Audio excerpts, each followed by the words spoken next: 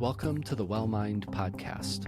I'm your host, Dr. Ben Coles, clinical mental health counselor and counselor educator here at Bethany Lutheran College. The WellMind is a space for meaningful conversations on a broad range of wellness-related topics, with a special emphasis on mental health.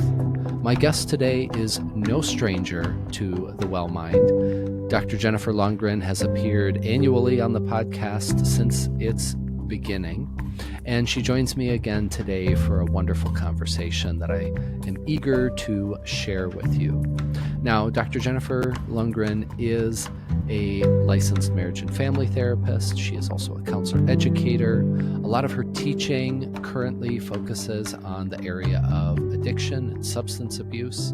She is an adjunct for our program here, teaching our Foundations of Addiction and Dual Diagnosis Counseling course. And it's a privilege to be able to have her share her levels of expertise and experience in the field with our students through that course. Now, our conversation starts off as they have been during this season 2 of the WellMind, where we explore her journey into the field of counseling, as well as what drew her to counselor education and teaching at the college level. We also delve into the impact of personal experiences on the development of a professional identity. We emphasize the significance of walking alongside both clients and students as we work with them.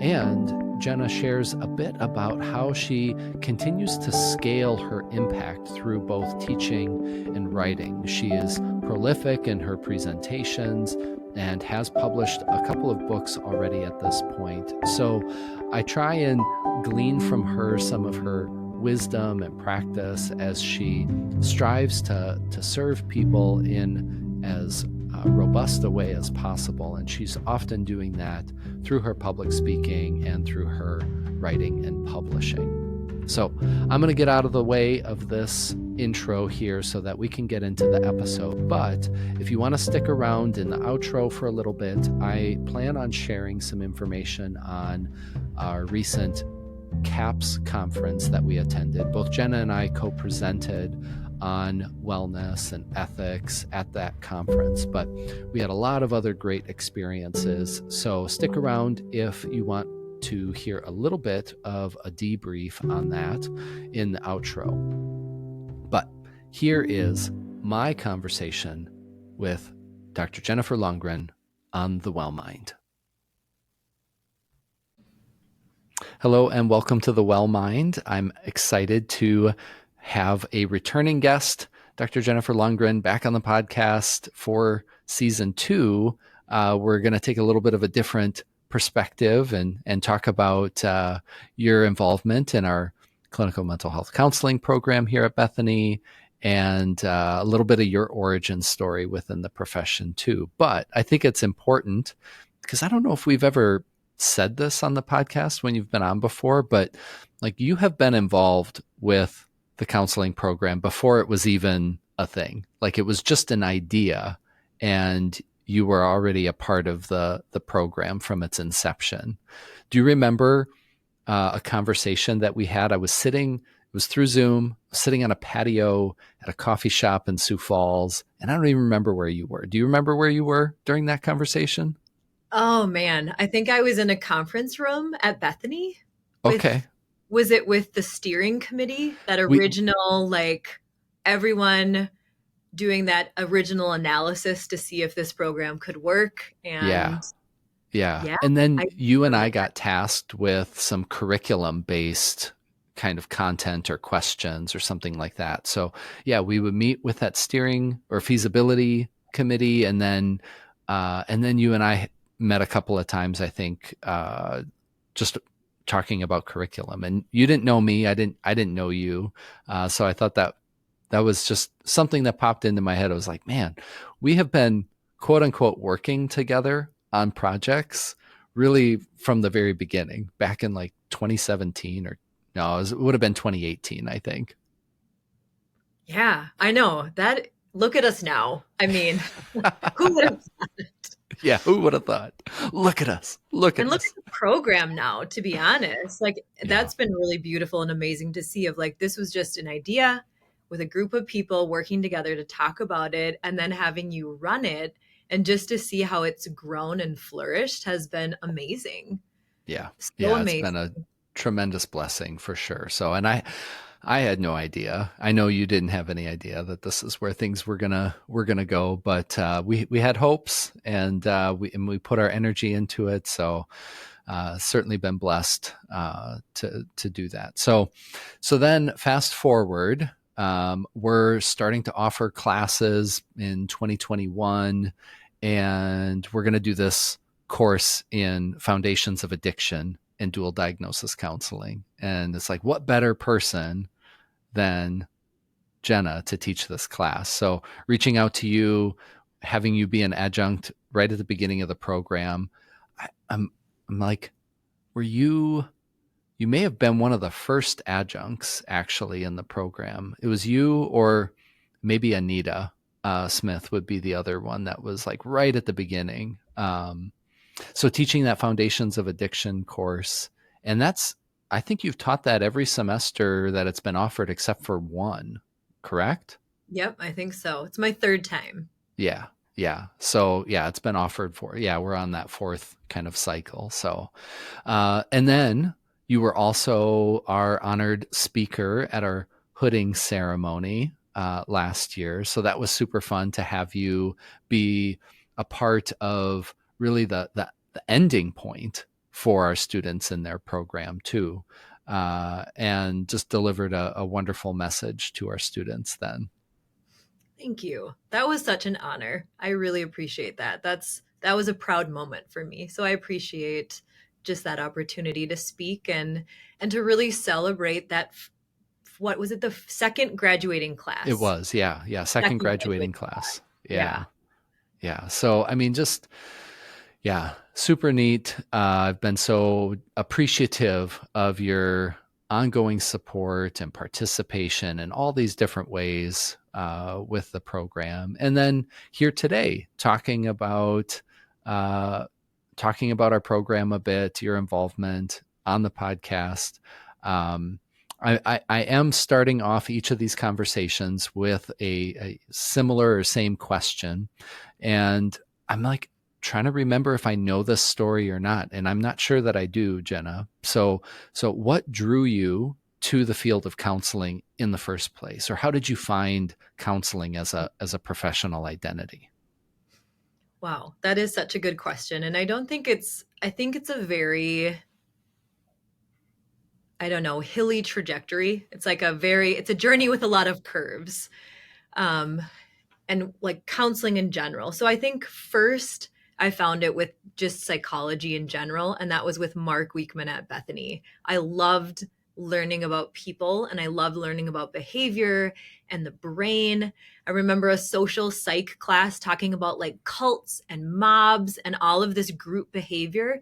I was just so Mm, hooked because I love people so much. And then as an RA at Bethany, I remember a lot of my residents would come to me with their problems and they would talk to me and just tell me what they were struggling with. And I remember just feeling very fulfilled when I could listen to them and help them. yeah. And then it's not like just this glamorous, beautiful story. It's like I had no other plan. So I just kept going to school. Like it's not Okay. like it's just this deep thing. I'm like, I don't know what else to do. I'll just keep going to school. And Hmm. I don't know Hmm. if anyone knows this because this is sort of embarrassing, but when I got to grad school, I got in the mental health counseling program, and then I switched my major to student affairs because I was Okay. like, well, what if I actually just like college students and doing events and being on a college Yeah. campus? Yep. And then I switched back to mental Okay. health because of a skills class because I we were doing a mock session and my client sort of had an aha moment.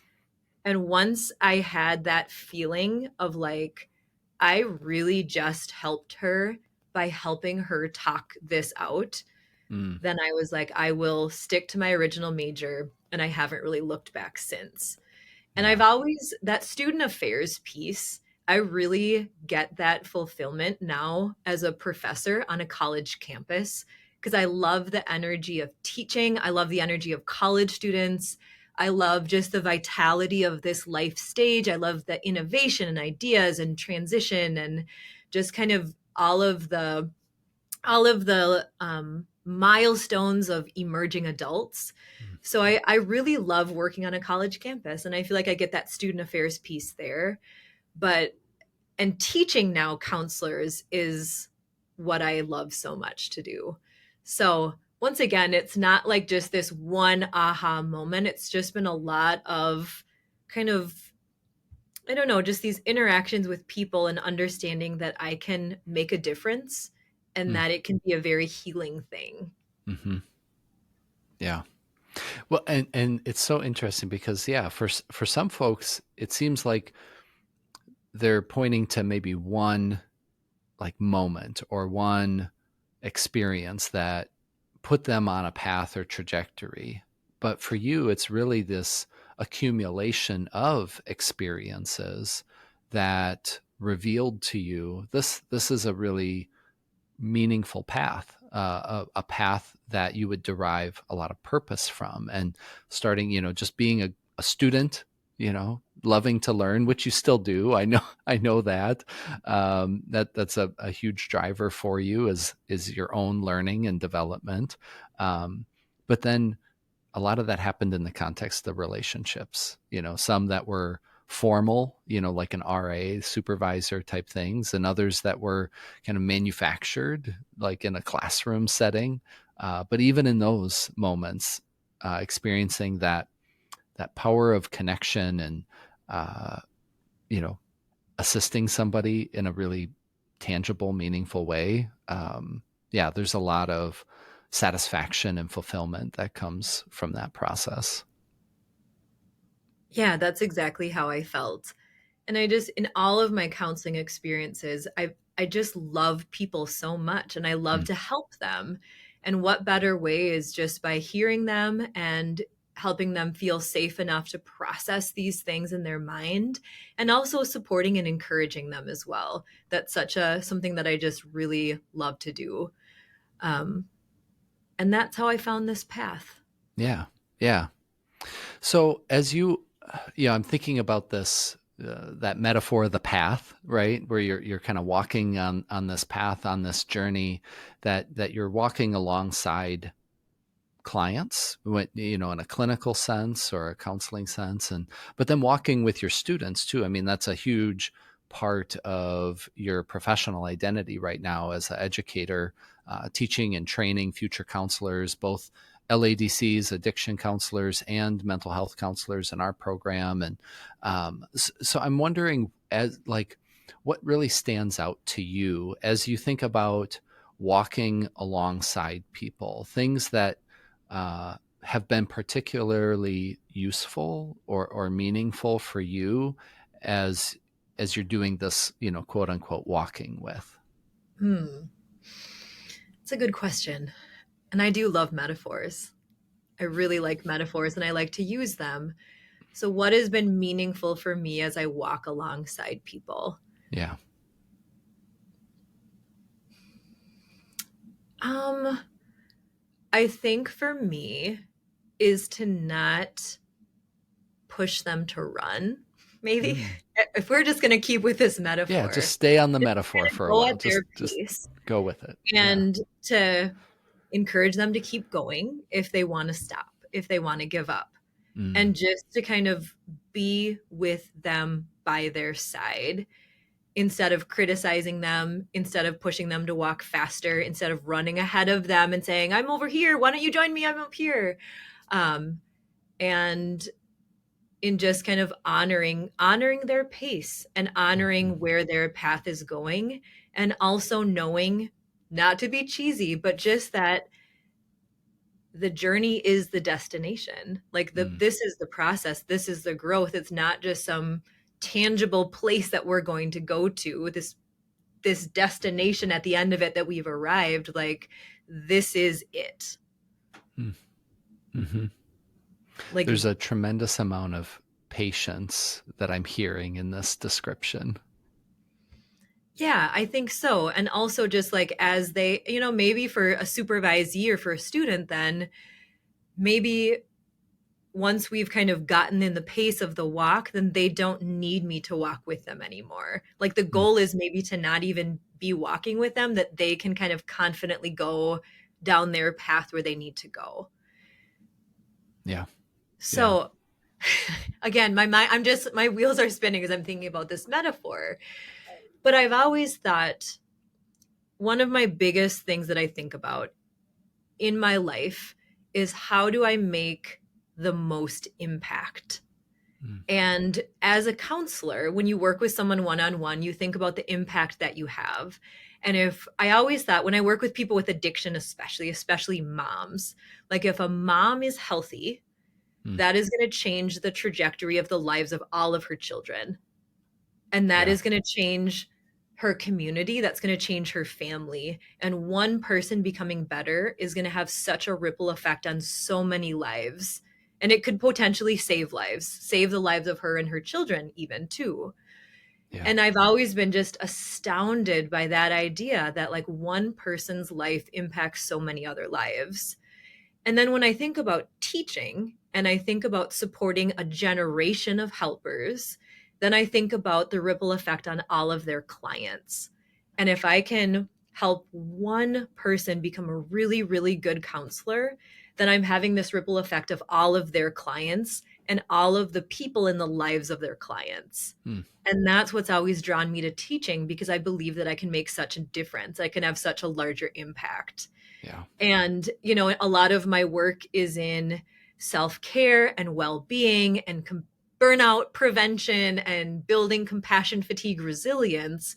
I think about that same thing for the providers that I help support their well being. That Mm-hmm. if these supervisors and clinical directors are healthy, then the systems that they lead are healthier. And I just think of, again, about that ripple effect. And that gives me goosebumps. That's kind of why I do what I do because I believe that this is life-changing work. Yeah. Yeah.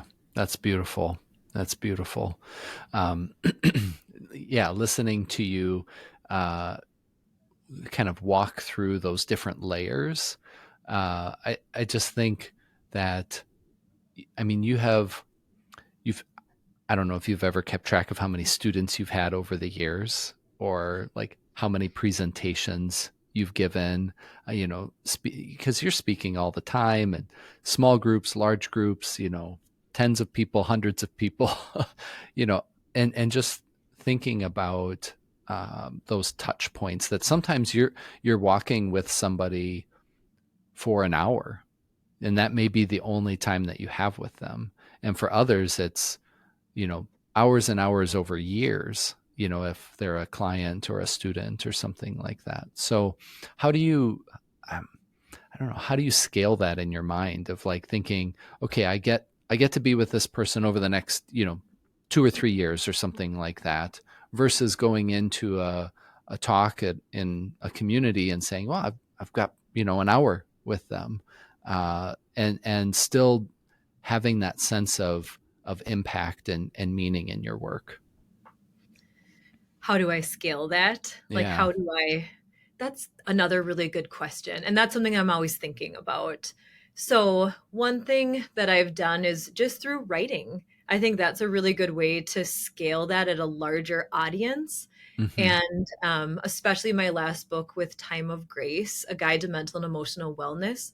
And then again, especially from a Christian perspective, to kind of get a lot of these concepts into the hands of people in a really digestible way. I'm working on another Bible study right now with Concordia Okay. about for a women's Bible study that I really want it to kind of mirror like the process of therapy in Mm. a Bible study. So it's like gaining self awareness, understanding your past, and just gaining insight into how you function and then optimizing that. And I think that like the higher impact projects, that's my always my focus is how can I help the most people at scale. So Yeah. doing things like being on a podcast. Yeah. um, right now I'm also filming presentations for Okay. CE events. A lot of them have to do with self-care, a lot of Mm-hmm. them have to do with supervision. I just filmed one yesterday on supervising Gen Z. But I Okay. think that instead of doing one presentation for 100 people in a room, then I Hmm. can, make it available online and more people can have access to that. Yeah. So it's just kind of something that I'm always thinking about is how can I help the most people possible in the time that I have on this earth? And those are just some ways that I've done it now. Yeah. Yeah. Filming presentations, coming on podcasts, and Well, yeah. I mean, you are such a kind of project driven person. That's it. You're and I love that. I love that in that answer too, because sometimes, I hear statements of, well, I'm just one person, or that's not for me. I'm thinking about like even some of our students in our grad program. They're like, yeah, I want to be a counselor, and then we start talking about these other aspects of our profession, like public speaking, trainings, educational seminars, coming, all these different things that you're doing, and there's like a lot of hesitancy to do that, to kind of put themselves out there in that way. So just to hear you thinking through this and saying, okay, how can I help the most people possible, or offer something that has value and meaning for people, and kind of the biggest scale. Yeah, I just think that's really inspiring, honestly, because whether you're in the counseling profession or some other discipline, I think the same thing kind of applies for all of us as human beings. Like to be of service to others is a big part of our calling here on this earth. So yeah, I don't know. I don't know that there's a question there, Jenna, but I'm just reflecting, kind of sitting in this with you, and hoping that somebody listening is kind of saying, yeah, I could do that. I could create an impact by doing something on a larger scale. Not that that's for everybody, I get that, but yeah. So maybe my question is, what has given you the inspiration or confidence to be able to embark on some of these ambitious projects that you create? hmm. I think it's about the why, and it's about like the purpose of it. So I'm just thinking about, and maybe it's just about having small successes as well. So if I go out in front of a group of people, I always get nervous. And when I look at their faces and think about the fact that they have chosen to be here and that they're giving up other things to come and listen to me, then it's not about me at all. It's like my confidence comes from not like I'm really good at this. It's more of like they're here and I can see that this matters to them, and I'm going to give them everything that I have and everything that I know because this can help them. Mm, So I feel like if the confidence, like through him who gives me strength, right? So it's mm. not about like I'm so good and I'm a really good public speaker and I've done this a lot. It's like I want to help them and I know a Yeah. few things and I've done a lot of research. And then I think it's just been kind of repetition. It's been me trying things, and I've Yeah. I've done trainings and have very few people come. Mm, I've done trainings and I've had lots of people come. And it's just kind of about trial and error and just kind of testing things out. And that's kind of it's not, I don't think it's one grand inspiration. I think it's more about a lot of learning that can happen and kind of zeroing in on the markets and the demands and the requirements for CEs, even for continuing education, for yeah. various licensures. Yeah. And then it's kind of, I love doing events. I Mm, love hosting people, as you know. yeah. So I love like doing trainings. We did a training in December where like we had food and we had people come and we did an 8-hour training. And 8 to me, hours in like one that's like day. That's a I big know thing. it is, not including breaks, by the way. Mhm. But like to me, doing an event like that, getting it approved by all of those licensing boards, that's like hosting a Yeah. party almost. Yeah. So, and like Was I confident about that? Not at all. I was terrified. Did I, like, and it Well, turned out so you didn't clue well. me in on that. It's more about like this is something that would be really meaningful. I think Mm, you like both of us I think had a lot to offer the audience, and it's just trying it to see what yeah, happens. yeah, yeah. So, I don't know.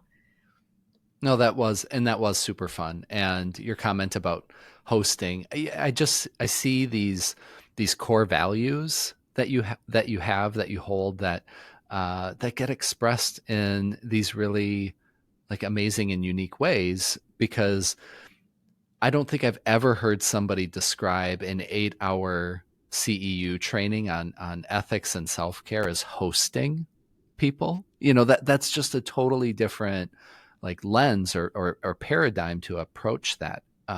But that's you. I mean, that's your big part of your essence is to be able to invite people in, to make them feel welcomed and comfortable, and then use that space as an opportunity for growth, for learning and development, and inspiration too. So, yeah, your your faith certainly intersects here too, in that a lot of your confidence, you're saying, well, it's not so much about me, but it's about God who gives me strength to do these things. But I think in many ways He's strengthened you through experience. Certainly He's gifted you with certain things, but He's also provided a pathway for you, like to do research and for your education and things like that, so that He can use you in these really meaningful ways. And I see that and get excited when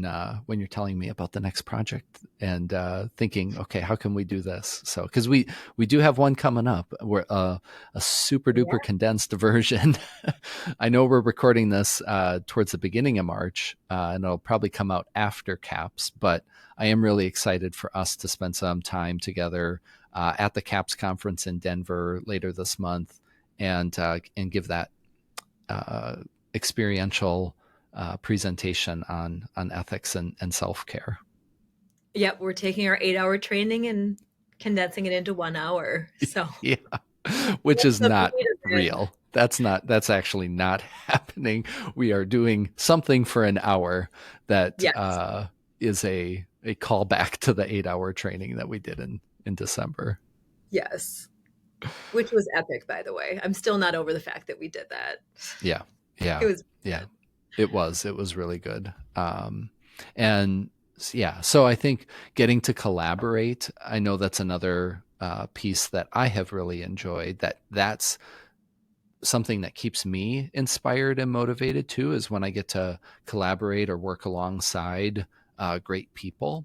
And so, when I'm thinking about, you know, the pressure that can come with saying, "Oh, I have to do this public speaking event, or I have to do this training opportunity," and I'm like, "Don't do it by yourself, right?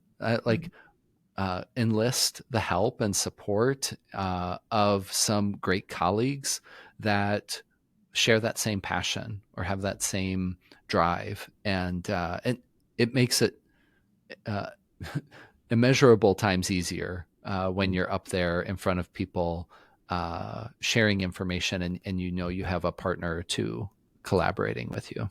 Yeah, it's so true. Yeah. Um, so I want to switch gears a little bit because you said you had referenced that book that I think we've actually talked about that maybe on the podcast in the past too.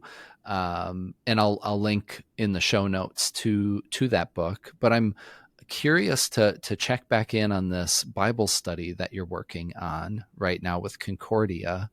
What else could you share about that particular project that you're in the midst of? So that's actually pretty new. The contract was just signed.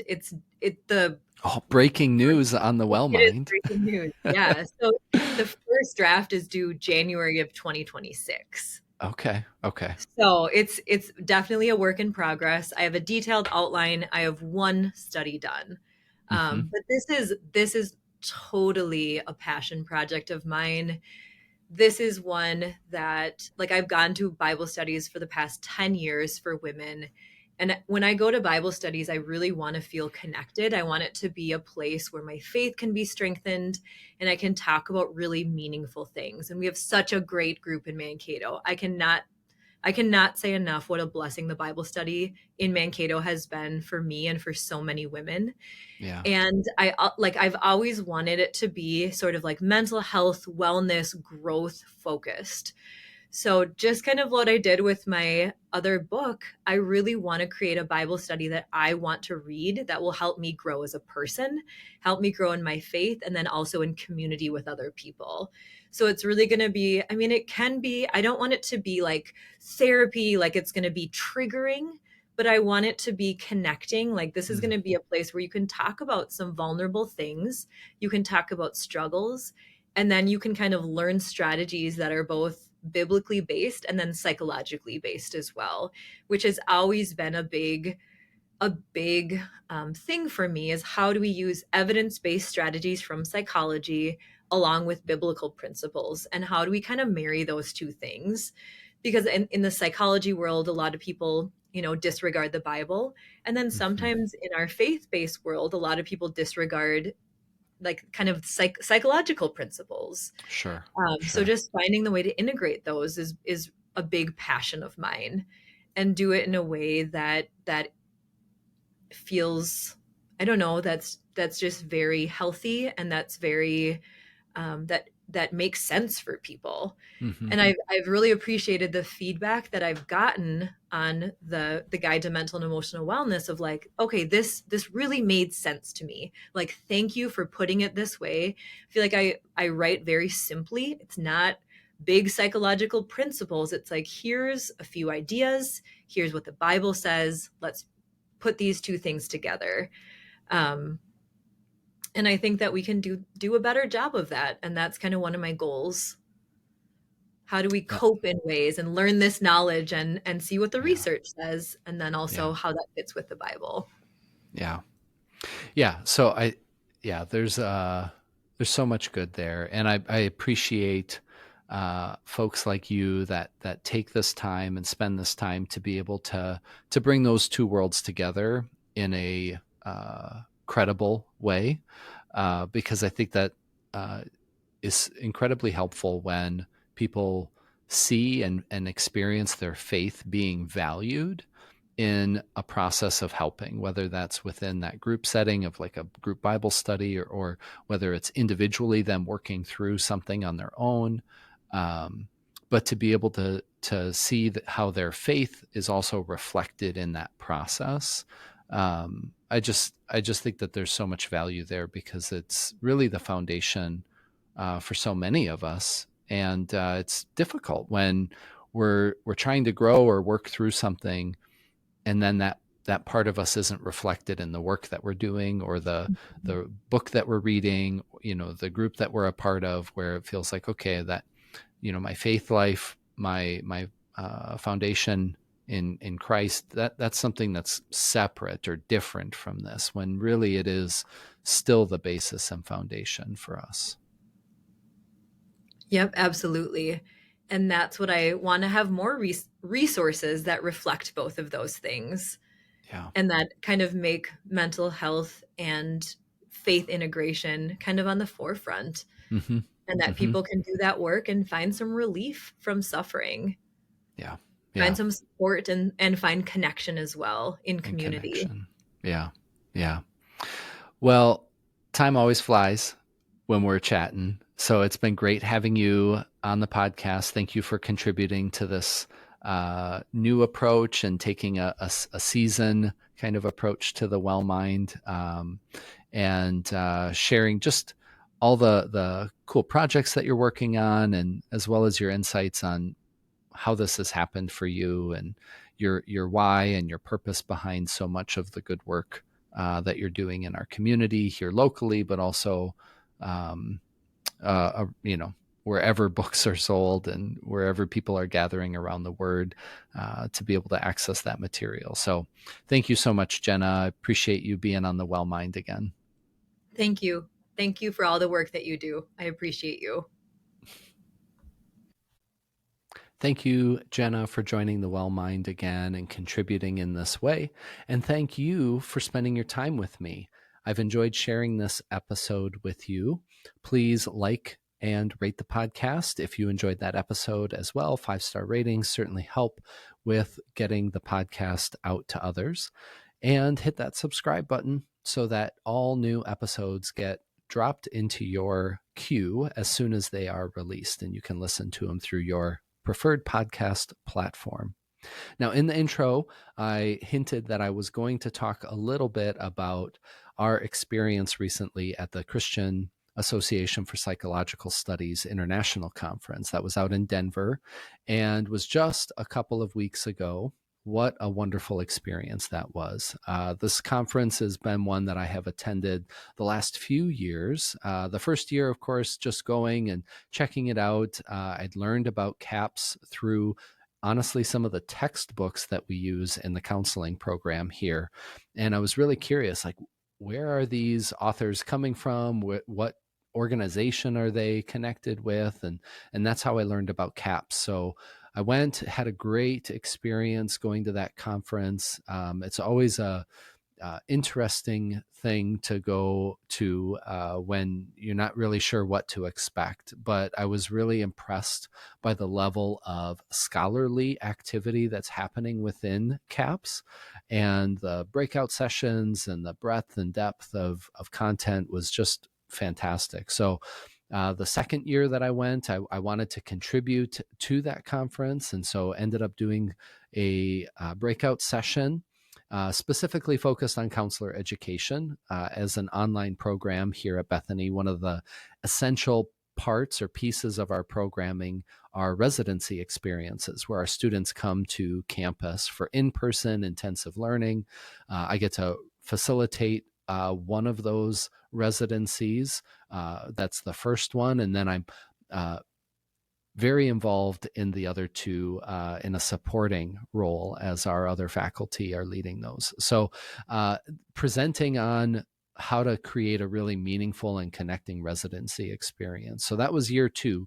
Now this year I had bigger goals, bigger ambitions. I still wanted to contribute, ended up doing a breakout session with Jenna on ethics and self-care for counselors. That went super well. It was very well attended, lots of good discussion. Jenna's such a polished presenter. She just really nailed it for sure, and provided some great information in a really condensed amount of time. And I was happy to be able to contribute alongside her with that.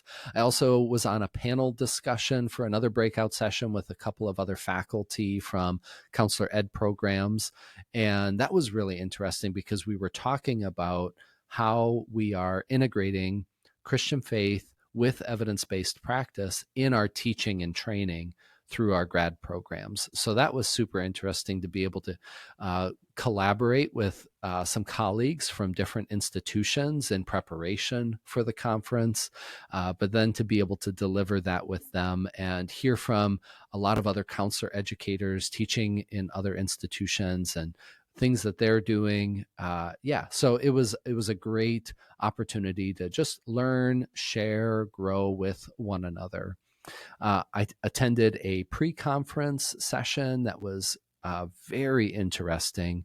Dr. Mark Yarhouse and Julia Sadusky are pretty prolific authors and researchers in and of themselves. So getting to hear from both of them for a 3-hour session on the assessment practices that they are utilizing for a diagnosis of gender dysphoria, and really learning the nuances and intricacies of their assessment process and what they're doing was super fascinating and really enriching for me as an educator to be able to bring that content and information directly into our coursework. But honestly, the highlight for me was getting to share the conference with our students, some alumni from our program, and my colleagues as well. So Dr. Lundgren and Dr. Clennon were both there. We had 2 alumni and a number of students attending the conference. So just getting to introduce them to this larger profession of really grounded, scholarly practitioners that place a high value on their Christian faith and are really advancing the field of faith integration in terms of theory, research, and practice. It was super great. So the keynote speaker was Dr. Richard Beck. Now, he is faculty at Abilene University, and he also is one of the primary directors of their Center for Joy and Human Flourishing. So it's primarily a teaching, research-based, and training center. And getting to hear from him on the telos, or purpose, of our professional identity and our impact, and this concept of transcendence within our profession was just really encouraging and insight giving. So that was wonderful. And then one of the other things that I wanted to highlight too was that one of our alumni, Katie Hartwig, who is a counselor in the Mankato area here, was able to present her capstone project from the CMHC program at the conference. So the way this works is that the conference will have what's called a poster session. And so folks are able to submit original research that they have done or are doing, and present that in a big hall through a poster presentation. So there's all these different posters set up. I think in the first session, there was a little over 30, and I think at least that many in the second session. So folks attending the conference can walk through this area and speak with the researchers from each of their projects. Now, Katie's capstone was really relevant from both a mental health standpoint as well as from a church and ministry standpoint, because she did research on pastors' attitudes toward intimate partner violence. And this is really relevant because oftentimes our clergy are some of the first line to be able to serve couples and families impacted and affected by intimate partner violence or domestic violence. So really helping us understand the perspectives, the attitudes, the views that are currently existing, to be able to provide further education and training and equipping within those ministry settings is super important. So she presented her poster there at the conference, and that was just really enriching and meaningful to be able to see her presenting in that setting. So I hope that our students continue to not just have a participating role in the conference, but a contributing role too, to be able to bring the research that's being done here through our program, through those capstone experiences, and to be able to share that out with a larger profession. So that is super exciting as well. One other kind of note that I'm going to drop here is that coming up in May, in conjunction with graduation here at Bethany, we will be doing a capstone symposium. So these are all of our students that are graduating from the program. They will be presenting their capstone project at a in-person event here at Bethany called the Capstone Symposium. And I'm going to provide some more information as we get closer to that, but I'm just plugging that now for the first time.